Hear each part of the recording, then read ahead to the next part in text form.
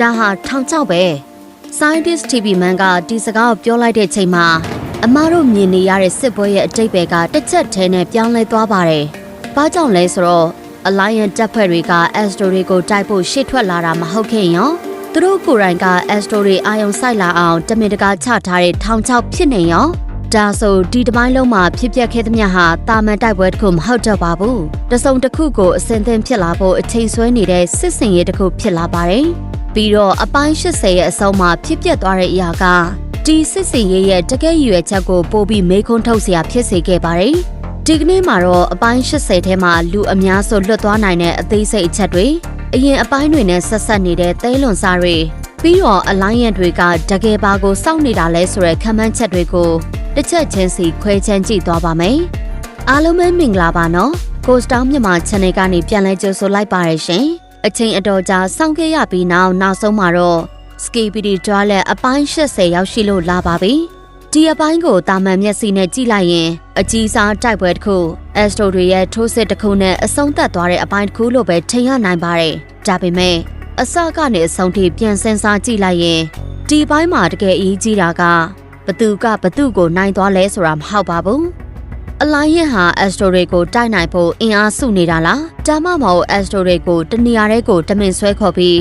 တံပြန်တိုက်ခိုက်ဖို့အကွက်ချနေကြတာလား။အခုအစကနေအမနဲ့တူပြန်ကြည့်ရမှာရှင်။ Episode 80စတင်တာနဲ့ Alliance ရဲ့အခြေအနေကအရန်ကိုဆိုးရွားနေပြီဆိုတာသိတာပါတယ်။ Scientist TV မန်ရဲ့တတိပေးစကားကနေကျန်သူဟာသူတို့ရဲ့ကြံရှိနေတဲ့စစ်စခန်းအနီးထိတဖြည်းဖြည်းချင်းကပ်လာနေပြီဆိုတာကိုသိရပါတယ်။ဒီစကားက Alliance တို့ရဲ့လက်ရှိအခြေအနေကိုအတူချုံပြီးပြသနေပါတယ်။သူတို့ဟာအရှင်လို့စစ်စခန်းတွေအများကြီးနဲ့ရန်သူကိုတုံ့ပြန်နိုင်တော့တာမဟုတ်ပါဘူး။ရွေးချယ်စရာတွေနဲလာနေပြီ။ပုံခုစရာနေရာတွေနဲလာနေပြီ။ပြီးတော့ Astro တွေကသူတို့ရှိတဲ့နေရာကိုတဖြည်းဖြည်းရှာတွေ့လာနေပြီ။ဒီလိုအခြေအနေမှာ Alliance အနေနဲ့လုံနိုင်တဲ့အရာကဘာရှိသေးလဲ။ဒီအဖြေကို Scientist TV မန်ကနောက်တဲ့စကားတစ်ခုနဲ့ပြောပြလိုက်ပါတယ်။ရန်သူရဲ့အာယုံကိုလွှဲဖို့နဲ့တံပြန်ထိုးစစ်ဆင်ဖို့နေရာတွေကိုကြိုတင်စိတ်ဆင်ထားတယ်။ Alliance ဟာတိုက်ပွဲကိုရှောင်ဖို့မကြိုးစားတော့ပါဘူး။အဲ့ဒီစာ Astro တွေအာယုံလွှဲသွားအောင်လို့စစ်မြေပြင်တွေဖန်တီးနေပါတယ်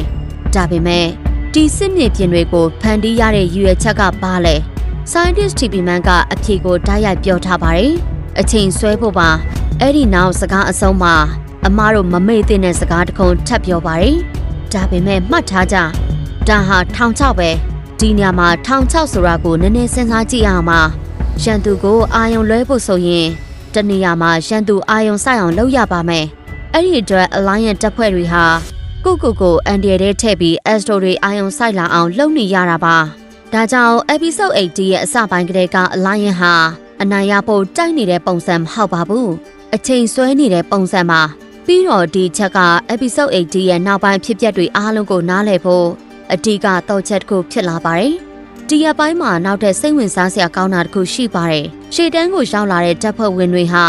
အခြေအနေကသေရေးရှင်ရဲ့အစဉ်ရောက်နေတယ်ဆိုတာနဲ့ဆန့်ကျင်ဘက်တယောက်နဲ့တယောက်နှောက်ပြောင်ပြောဆိုနေကြတယ်။ဒီလိုချိန်မျိုးမှာအဲ့ဒီလိုအေးအေးဆေးဆေးနေနိုင်တာကထူးဆန်းပါတယ်။ဒါပေမဲ့ခဏအကြာမှာတော့အခြေအနေကလုံးဝပြောင်းသွားပါတယ်။ Astro တွေရောက်လာတဲ့အချိန်မှာနောက်ပြောင်နေတဲ့အခြေအနေကနေအသက်ရှင်ဖို့အသေးအံကြိုးစားရတဲ့အခြေအနေထိတခဏအတွင်းရောက်သွားပါတယ်။ဒီနေရာမှာတတိထားရမယ့်အချက်က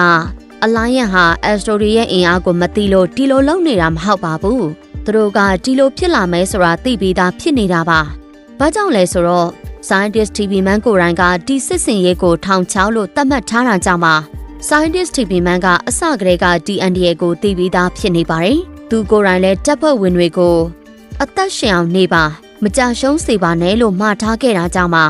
Episode 80ရဲ့အစပိုင်းမှာအရန်စိတ်ဝင်စားစရာကောင်းတဲ့နောက်ထပ်အခိုက်အတန့်တစ်ခုရှိပါတယ်။ Alliance ကိုစစ်စင်ရေးကိုအရေးပေါ်လွှဲပြောင်းပေးနေတဲ့အချိန်မှာဒီအခွင့်အရေးကိုအကျိုးရှိအောင်အသုံးချပါဆိုတဲ့စကားကိုကြားရပါတယ်။ဒါကပိုအရေးကြီးတဲ့ mission ခုနဲ့ဆက်နေနိုင်လို့ပါ။အဲ့ဒီအရာကဘာလဲဆိုတာတော့အပိုင်း80ကအတိမပြုတ်ထားပါဘူး။စွမ်းရင်ဗဟိုချက်ဖြစ်နိုင်ပါတယ်။လက်နက်အသစ်ကိုဖန်တီးဖို့လည်းဖြစ်နိုင်ပါတယ်။အရေးကြီးတဲ့တပ်ဖွဲ့ဝင်တယောက်ဖန်တီးမှုလည်းဖြစ်နေနိုင်ပါတယ်။ဒါမှမဟုတ်အမတို့လုံးဝမသိသေးတဲ့တစုံတရာဖြစ်နိုင်ပါတယ်။ဒါကြောင့်ဒီအချက်ကိုသေချာအတိပြုတ်ထားတဲ့အချက်ဖြစ်မယူသင့်သေးပါဘူး။ဒါပေမဲ့အပိုင်း81မှာဒီအရာနဲ့ပတ်သက်တဲ့အဖြစ်ကိုထပ်မံမြင်ရနိုင်ပါတယ်။ ဒီနောက်မှာတော့အာယုံလွဲစစ်မြေပြင်ထဲမှာတိုက်ပွဲကပိုပြီးပြင်းထန်လာပါတယ်အလိုင်းရဲ့ဘက်ကတပ်ဖွဲ့တွေစကီဘီဒီဘက်ကအင်အားစုတွေပြီးတော့ Astro Forces တွေကြားမှာတိုက်ပွဲကအကြီးအကျယ်ဖြစ်လာပါတယ်အလိုင်းရဲ့တပ်ဖွဲ့တွေကတုံ့ပြန်တိုက်ခိုက်နေကြတယ်Astro တွေကလည်းပိုပြီးအင်အားကြီးတဲ့တိုက်ခိုက်မှုတွေနဲ့ပြန်လည်တုံ့ပြန်လာပါတယ်အဆောက်အုံတွေပျက်စီးလာတယ်တပ်ဖွဲ့ဝင်တွေကြာရှုံးလာတယ်အလိုင်းရဲ့တို့ဘက်ကသူရဲကောင်းဆက်ကောင်တဲ့တွေတယောက်စီပေါ်လာနေပြီးAstro တွေကိုအပြင်းထန်ပြန်လဲချိန်မုံနေခဲ့ပါတယ်။တချို့တိုက်ကွက်နီးပညာတွေကတော့ Astro တို့လုံးဝမကြုံခဲ့ဘူးတဲ့တိုက်ကွက်အသစ်တွေပါ။စစ်မြေပြင်တစ်ခုလုံးကပိုပြီးရှုပ်ထွေးလာပါတယ်။ဒါပေမဲ့ဒီညမှာအတီးကမေခွန်းကအလိုင်းယန်ကတီတိုက်ပွဲကိုအနိုင်ရဖို့ကြိုးစားနေတာလားဆိုတာပါ။ Scientist TV မန်ရဲ့အစောပိုင်းစကားကိုပြန်မှတ်မိရင်သူတို့ရဲ့ရည်ရွယ်ချက်ကအချိန်ဆွဲဖို့ပါ။ဒါကြောင့်စစ်ပွဲစစ်စင်ရေးထဲမှာဖြစ်နေတဲ့တိုက်ပွဲတိုင်းဟာအနိုင်ရှုံးအတွက်ပဲမဟုတ်ပဲတစုံတစ်ခုအစင်သင်းဖြစ်လာဖို့အတွက်အချိန်ဆွဲပေးနေတာဖြစ်ပါတယ်။ပြီးတော့ episode 80ရဲ့နောက်ဆုံးပိုင်းကိုရောက်လာပါတယ်။စစ်မြေပြင်ဟာခဏလောက်ငြိမ်သက်သွားသလိုဖြစ်သွားပါတယ်။ဒါပေမဲ့အဲ့ဒီငြိမ်သက်မှုကမုန်တိုင်းမလာခင်အချိန်လေးပဲဖြစ်နေပါတယ်။ POV ကင်မရာမန်က energy ကိုသတိထားမိပြီးအရေးပေါ်အမြန်ရှောင်ဖို့အော်ဟစ်နေပါတယ်။အဲ့ဒီအချိန်မှာပဲပုံမများပြပြီးအင်အားကြီးမှာ Astro တပ်ဖွဲ့ဝင်တွေဟာစစ်အင်အားအပြည့်နဲ့ရောက်လာခဲ့ပါတယ်။ဒါပေမဲ့တီရခိုက်တက်မှာအရေးကြီးတာကထောင်ချောက်တဲကို Astro တွေတကယ်ဝင်လာခဲ့ပြီဆိုတာကိုပြသလိုက်တာပါပဲဒီညမှာ episode 80တပိုင်းလုံးကိုပြန်ချိတ်ကြည့်ရမှာအပိုင်းအစမှာ Scientist TV မှပြောခဲ့တာတွေကရှန်သူဟာငါတို့ရဲ့ကြံရှိနေတဲ့စစ်စခန်းစီတဖြည်းဖြည်းနီးကပ်လာနေပြီပြီးတော့ Astro တွေအာယုံလွဲသွားအောင်စစ်မြေပြင်တွေဖန်တီးနေပါတယ်နောက်ဆုံးမှာဒါပေမဲ့မှတ်ထားကြဒါဟာထောင်ချောက်ပဲဒီစကားသုံးခုကိုချိတ်ဆက်ကြည့်လိုက်မယ်ဆိုရင်အလိုင်းရဲ့အခြေအနေကိုတော်တော်လေးရှင်းရှင်းလင်းလင်းမြင်လာရပါတယ်။သူတို့မှအချိန်နည်းလာပြီ။ရန်သူကပိုနီးလာပြီ။ဒါကြောင့်တိုက်ပွဲကိုမရှောင်နိုင်တော့ဘူး။အဲ့ဒီအချိန်မှာသူတို့ရဲ့အကောင်ဆုံးရွေးချယ်မှုကရန်သူကိုသူတို့လိုချင်တဲ့နေရာစီဆွဲခေါ်ဖို့ဖြစ်လာပါတယ်။ဒါဟာတကယ်ထောင်ချောက်အကြီးစားပဲဖြစ်ပါတယ်။ဒီညမှာ Scientist TV မန်ရဲ့နောက်ထပ်စကားတစ်ခုကိုပြန်သွားရပါမယ်။တံပြန်ထိုးစစ်အတွက်ပြင်ဆင်ထားကြလို့ပဲပြောခဲ့ပါတယ်။ဒါကြောင့်အလိုင်းရဲ့ဖက်မှာတံပြန်ထိုးစစ်ကိုပြင်ဆင်နေတဲ့ဆိုတာကသိချပါတယ်။အာယုံလွဲဖို့နေရာတွေဖန်နေတယ်။တပ်ဖွဲ့တွေကိုရှေ့တန်းပို့တယ်။ Astro တွေကိုဒီညာစီဆွဲခေါ်တယ်။ပြီးတော့အချိန်ဝဲတယ်။ဘာအတွက်လဲ။တံပြန်ထိုးစစ်အတွက်ဒါပေမဲ့တကယ်စိတ်ဝင်စားစရာကဘသူကတံပြန်ထိုးစစ်ကိုဥဆောင်မှလဲ။ဘာကိုအသုံးပြုမှလဲ။ဘယ်အချိန်မှစတင်မှလဲ။ပြီးတော့ဘာကြောင့် Astro တွေကိုဒီလောက်ထိနီးလာအောင်ခွင့်ပြုထားတာလဲ။ဒီမေကုနှစ်ကတော့အခုချိန်นี้အပြေမရသေးပါဘူးလက်ရှိအချိန်นี้ရတော့ဒီတံပြန်တိုက်စစ်ကိုစပီကာမန်တို့ဥဆောင်နေတာကိုတွေ့နေရပါတယ်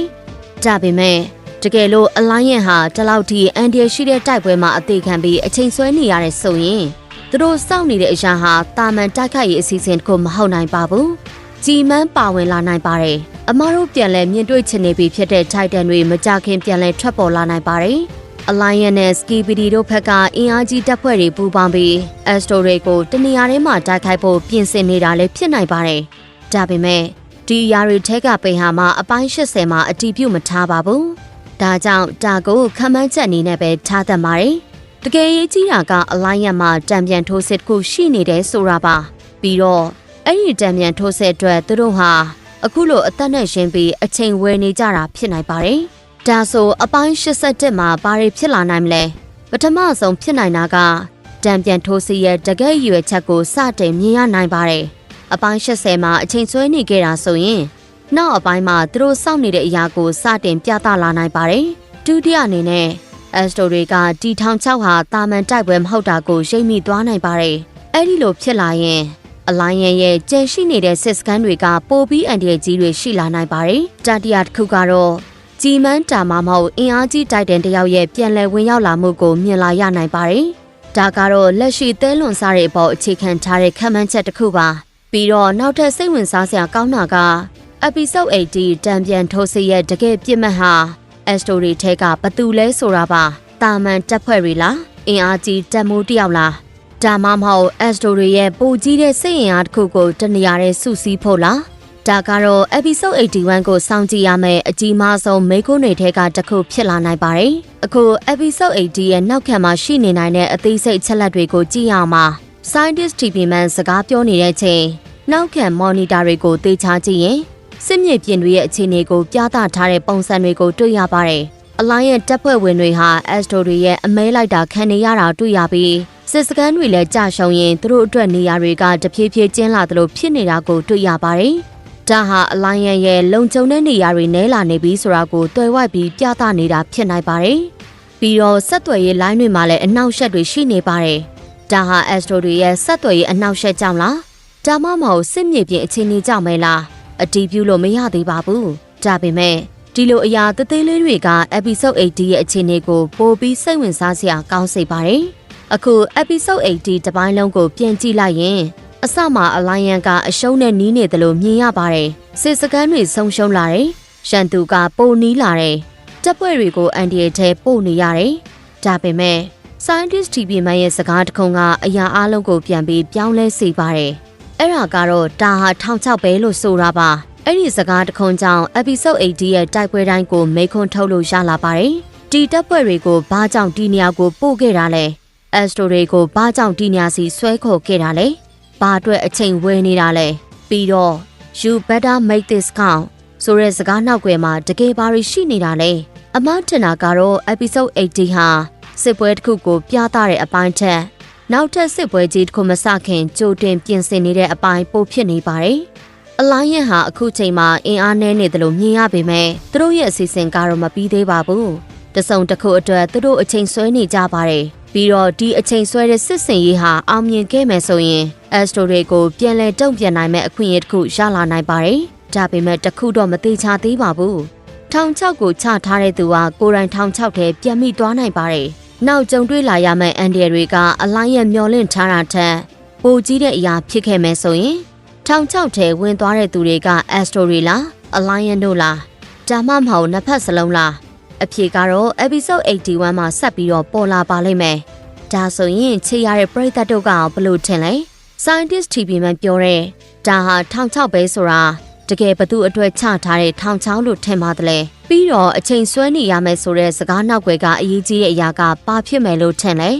ကြည်မန်းလားထိုက်တန်တယောက်လားလက်နက်အသက်လားဒါမှမဟုတ်အမတို့လုံးဝမမျှော်လင့်ထားတဲ့အရာတစ်ခုလားကိုယ့်ရဲ့ခက်မှန်းချက်တွေကို comment မှာပြောပြပေးခဲ့ပါအောင်နော်ဒီလို Skibidi Toilet ရဲ့အသေးစိတ်အချက်တွေဆက်လက်နောက်ခံတွေမမြင်မိလိုက်တဲ့သဲလွန်စာတွေနဲ့နောက်ွယ်ရခက်မှန်းချက်တွေကိုဆက်ပြီးကြည့်ချင်နေဆိုရင်တော့ကိုစတောင်းမြန်မာ channel လေးကို subscribe လုပ်ထားဖို့မမေ့ပါနဲ့နော်နောက်ထပ် episode တွေမှာပြန်လည်ဆုံတွေ့ကြပါမယ်ရှင်ပြီးတော့မမလေးတီခင်ရဲ့ TikTok အကောင့်မှာတကူးတကလာရောက်မေးမြန်းကြတဲ့ပရိသတ်တွေအားလုံးကိုလည်းဒီညကနေပြန်လည်ဖြေကြားပေးလိုက်ချင်ပါတယ်ရှင်။ Skibidi Toilet နဲ့ပတ်သက်တဲ့သုံးသက်ချက်တွေကိုပြန်လည်တင်ဆက်ပြီးတော့မှာမလို့ကိုစတောင်းမြန်မာလေးကို subscribe လုပ်ရသေးဆိုရင်လုပ်ထားပေးပါအောင်နော်။အားလုံးကိုကျေးဇူးတင်ပါတယ်ရှင်။